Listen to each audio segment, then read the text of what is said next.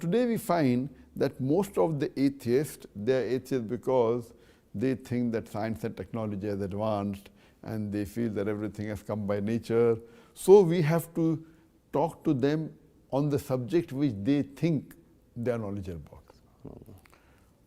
First thing that I will ask the atheist is that if an object is brought in front of you, who no one in the world has seen, it's brought in front of you for the first time. And if I ask the question that who will be the first person who will be able to tell you the mechanism of this object who no one in the world has seen? Who will be? He will tell you that it is the creator. Or he may tell producer, he may say manufacturer, he may say inventor, whatever he says, just keep it in the back of the mind. The first person who will be able to tell you the mechanism of an object who no one in the world has seen before is the creator, the producer, the inventor, the manufacturer. Then you ask the next question, that how did our universe come into existence? So the atheist will tell you that it was in 1973 that a couple of scientists described how did our universe come into existence.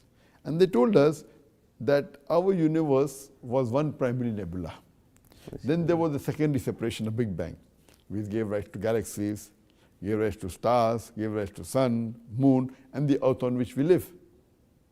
This, I asked them, when did they discover? He will say in 1970s, where a couple of scientists got the Nobel Prize. So I will tell him what you're talking about, which you came to know hardly 50 years back, 40 to 50 years back, is already mentioned in my Quran 14 years ago. Yes. Allah says it is mentioned in the Quran in Surah Anbiya, chapter number 21, verse number 30. Avalam yaril lazina kafaru. Do not the unbelievers see? Anna samawati wal arda kanat ratkan falaknahuma. That the heaven and the earth were joined together and we clove them asunder. So what you're talking about, the Big Bang, is already mentioned in the Quran 14 years ago. Who could have mentioned that?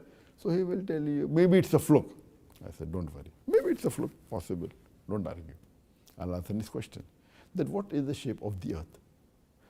So the atheists will tell me that previously people thought that the earth was flat and they were afraid to venture too far lest they would fall over. The first person who discovered that the earth was spherical was Sir Bernard Palissy in 1577 when he sailed around the earth. So I will tell him, oh, you came to know the earth is spherical in 1577? He said, yes, hardly about 450 years back. I will tell him what you're talking about, the spherical shape of the earth is already mentioned in the Quran 1400 years ago in Surah Naziyat, chapter number 79, verse number 30, where it's mentioned, Wal arda ba'da zalika dahaha. And thereafter we have made the earth egg-shaped. Daha is an Arabic word. One of its meaning is an expanse.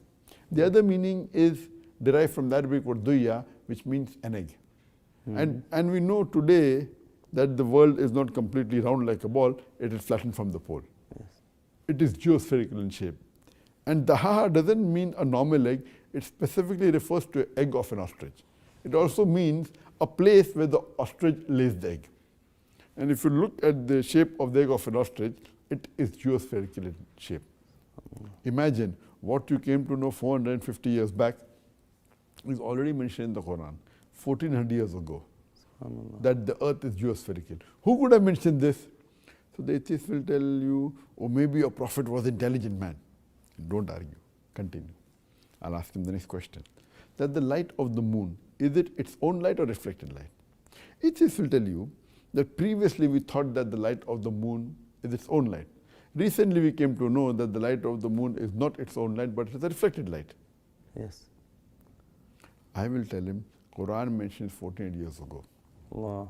In Surah Furqan, chapter number 25, verse number 61, that blessed is he who has placed the constellation in the sky and placed therein sun having light of its own and moon having borrowed light. The Arabic word for sun in the Quran is shams, and it's always described as siraj, wahaj or diya, meaning a torch, a blazing lamp or a shining glory.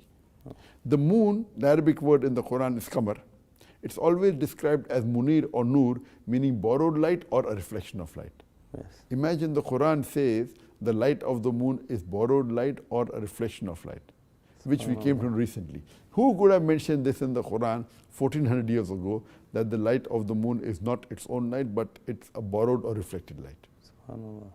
Atheists will be silent. Don't wait. Ask him the next question. When I was in school, I passed my school in 1982, and I learned that the sun was stationary. Though it revolved, it did not rotate about its own axis. The atheists will say, if that's what mentioned in the Quran, I say, no, this I learned in my school. But in the Quran, it says in Surah Anbiya, chapter number 21, verse number 33, it says, هُوَ الَّذِي خَلَقَ اللَّيْلَ وَالنَّهَارَ. It's Allah who has created the night and the day. وَالشَّمْسَ وَالْقَمَرَ. Sun and the moon. كُلٌّ فِي فَلَكٍ يَسْبَحُونَ. Each one traveling in orbit with its own motion. The Quran says the sun and the moon, besides revolving, they also rotate about its own axis. The Arabic word yasbahun describes the motion of a moving body. If I say a man is doing yasbun on the floor, it will not mean he's rolling, it will mean he's walking or running. Yeah. If I use it for a person in the water, it will not mean he's floating, it will mean he's swimming. Right. Similarly, when the Quran says for a celestial body in the heaven, in the sky, it doesn't mean it is flying, it means it is rotating about its own axis. SubhanAllah. Now, after science is advanced, we have come to know that the sun, besides revolving, also rotates about its own axis. And if we have an equipment of the sun, if we have equipment, we can have the image of the sun on a tabletop. And we find that there are black spots in the sun. And it takes about 25 days for these black spots to complete one rotation, indicating that the sun takes about 25 days to complete one rotation. What I read in school, that the sun does not rotate, but my Quran says the sun rotates, and now science is advanced, and it tells me the sun does rotate. Who could have mentioned this in the Quran? Wow. The atheist would be silent. Don't wait for his answer. You can ask him the next question. That today, science tells us that the sky that we have, the atmosphere that we have above the earth, is a protected ceiling, which Quran mentioned 14 years ago in Surah Anbiya, chapter number 21, verse number 31, that we have made the sky as a protected ceiling. Today we know, according to Edwin Hubble, that our universe is expanding, which the Quran says in Surah Dhariyat, chapter 50 and verse 47, that we have created the vastness of space, the Arabic word is Mosiyuna, expanding universe. Yeah. Who could have mentioned this in the Quran? In the field of atomism, we first thought that atom is the smallest part of an element which cannot be divided. Today science has advanced and says that the atom, though being the smallest part of an element, it can yet be divided into protons and neutrons. And Quran says that in Surah Yunus chapter 30. Quran says Surah Yunus chapter number 10 verse number 31. As well as Surah Luqman chapter number 31. It says that in Allah's record is propitious things greater and lesser than the atom. Wow. So Quran says there are things lesser and greater than the atom. The Arabic word used is zarra. In the field of hydrology, we learned about the present water cycle when Sir Bernard Palissy, he was the first person who propounded the water cycle, which we learned in school. That how does the water evaporate, how does it form into clouds, it falls down as rain. This detail is given in the Quran about the water cycle in several places. It's mentioned in Surah Luqman, chapter 31, verse number 29. In Surah Rum, chapter number 30, verse number 24. In Surah Rum, chapter number 30, verse number 48. In Surah Hijr, chapter 15, verse number 22. Wow. In Surah Hajj, chapter 22, verse number 18. In Surah Nur, chapter number 24, verse number 40.